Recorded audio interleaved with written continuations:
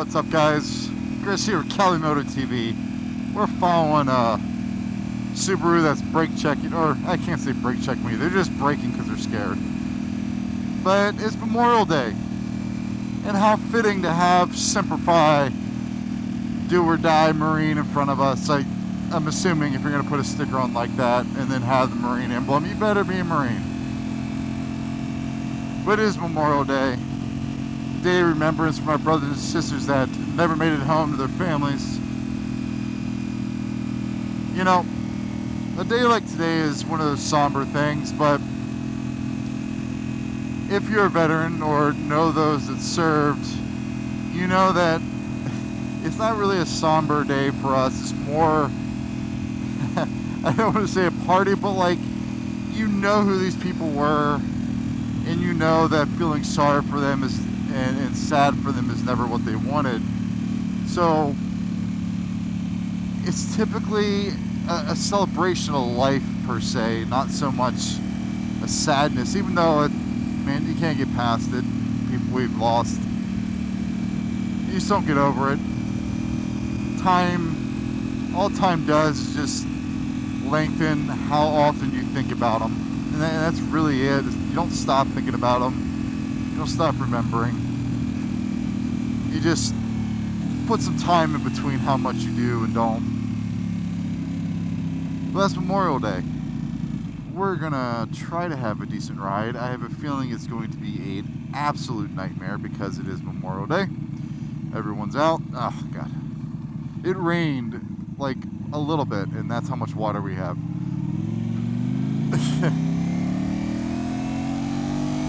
But everybody's going to be out. It's a gorgeous 70 degrees, and it's just going to be busy. But I want to take y'all for a ride today because Bill got his videos out, and if he can do it, I can do one. I actually did a vlog before, and the audio was absolutely useless. Like, you couldn't even hear me. I had settings all wrong, and it was bad. It's like we have both two extremes right now on the channel trying to figure out our sound. And honestly, it's like been the most frustrating thing ever. It's like I changed helmets from the RF 1400, which was my everyday vlog helmet, to this KYT. And because of the mic placement and everything, it's, you know, I gotta find the sweet spot again. And now that I'm using a totally different setup, I gotta keep playing with it and tweaking it. So let's just say it's growing pains.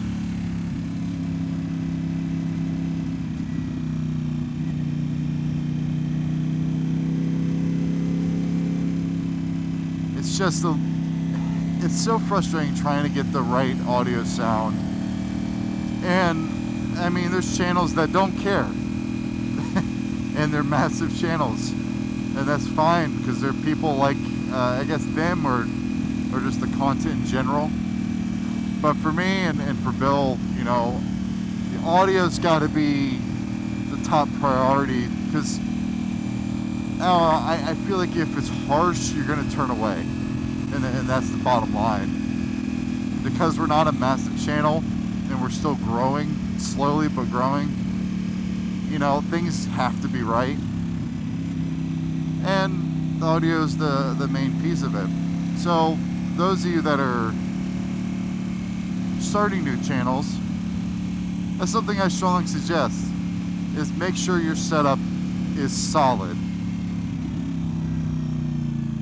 Could have pulled over. Make sure your setup is solid, that your audio sounds good, your videos not blown out and garbage like.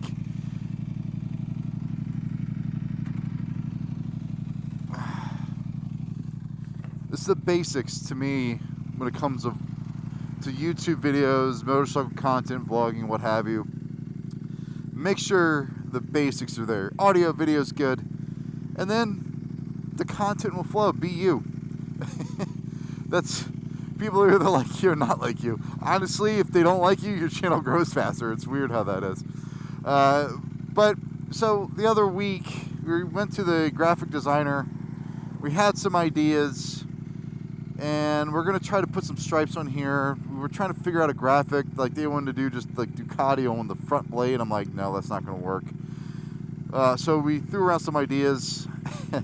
They were busy, so they didn't get to any of the renderings. So I have nothing for you guys. Leave a comment down below. On the side of this, what would you do? What sort of image or graphic would you put on the side? I know what the standard answer is. Like, you can do Ducati across here or across here.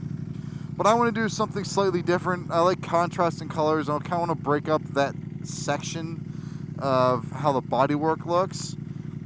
And I'm struggling with what I want to do.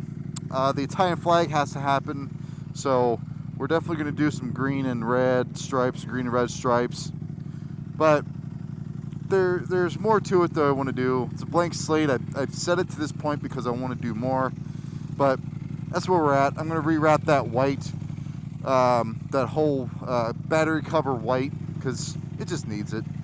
But as more and more cars come, the answer of how annoying this is going to be shows itself.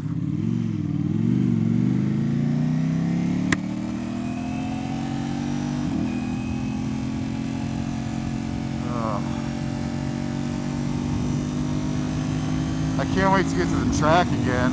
Our next track day is in June, which it's going to be a hot one. Well, June in Wilcox isn't too bad. It's about 10-15 degrees cooler there, so you're looking like 95 instead of 115, but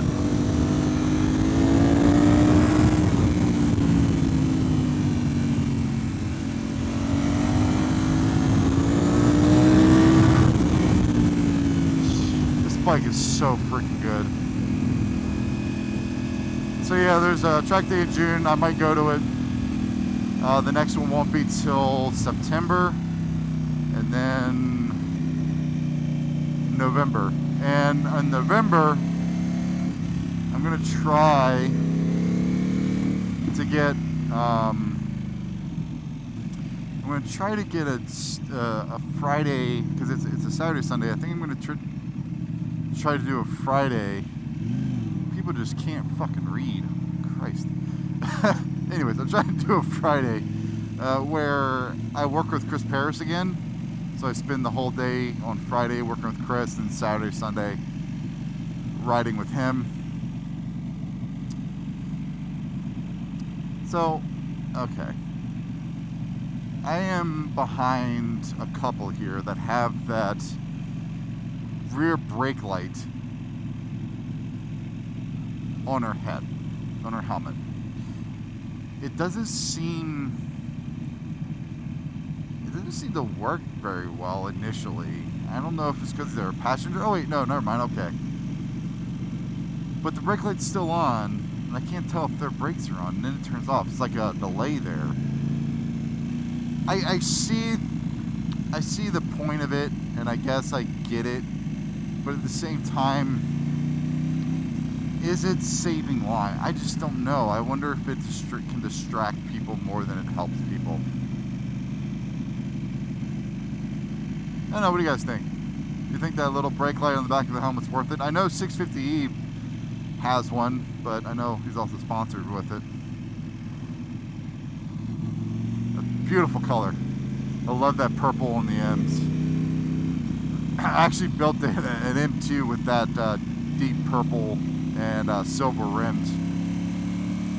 No, I'm not getting an M2 or M3 yet. I don't know what I want. Oh, first world problems. But I don't really know what I want. I want a car. I want a car that's fun, and I always try to like make it a track car per se, but I can't really see going to the track a ton, so I think just something that's fun, you know? Something that I just want to hop in and drive. Alright, we're gonna stop here for a second because traffic.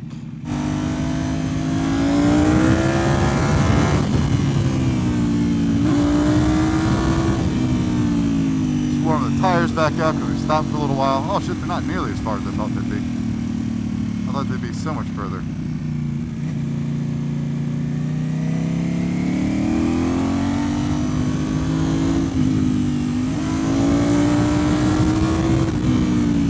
Oh, God, this bike's stupid.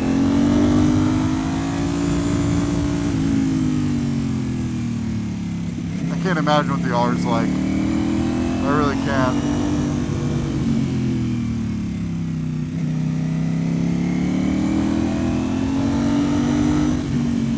It's like the 23 V4R is really good, you know, and I really love that bike.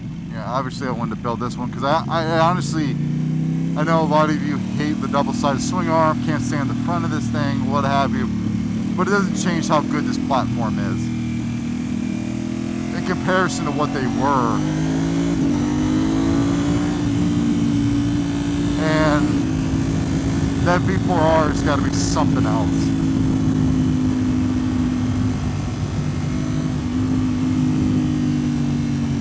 And I know everyone looks at the horsepower and torque of everything, but these bikes, it's not about that number. It's about the sum of all the parts. It's about the way it was engineered.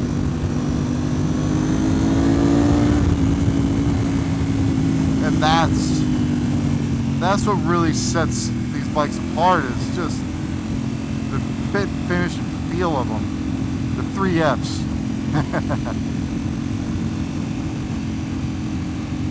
If they don't match up, and you gotta start doing stuff to them, were they ever really that good? You know what I mean?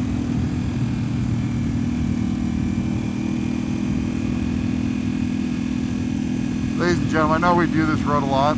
It's my backyard. It's honestly just, it has everything you'd want. It's nice, it's smooth, it's got tight turns, it's got sweeping turns.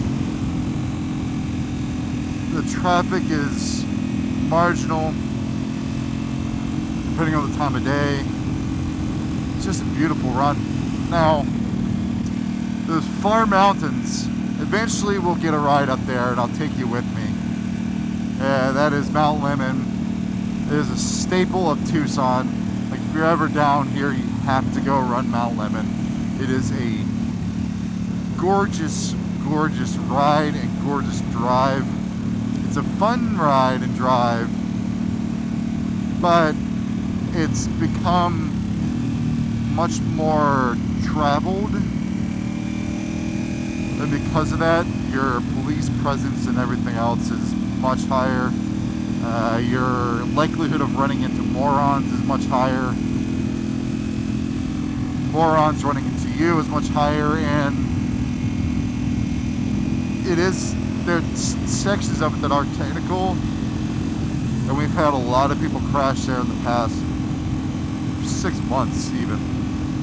So it's a beautiful thing, but it will get you. It will bite. This is almost, it's like in the winter time, if you all back east and up north, we put your bikes away for the winter.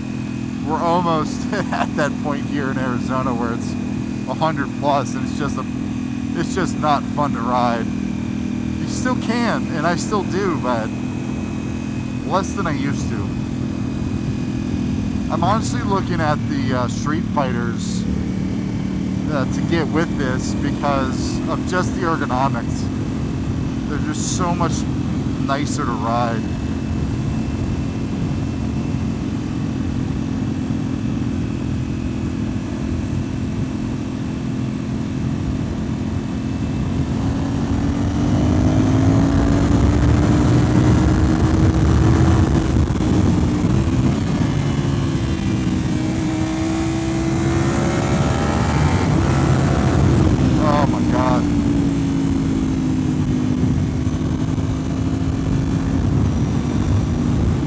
Alright, so we changed to GP shift, and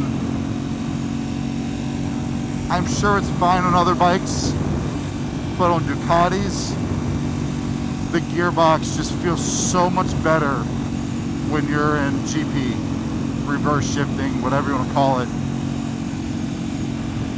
When I switched the V4R to it, it was like it woke up the transmission. I don't know what it is, but these bikes really like being in GP. It's probably how they're developed, so it makes sense. They put it in standard. I mean, the fact that nowadays you need to do is just change the location of the pivot point on your rear set to actually change GP to standard and vice versa. It says a lot. Alright guys, if you enjoyed this video, please like, comment, subscribe, hit the notification button, and you know, we'll see you on the next video. Alright?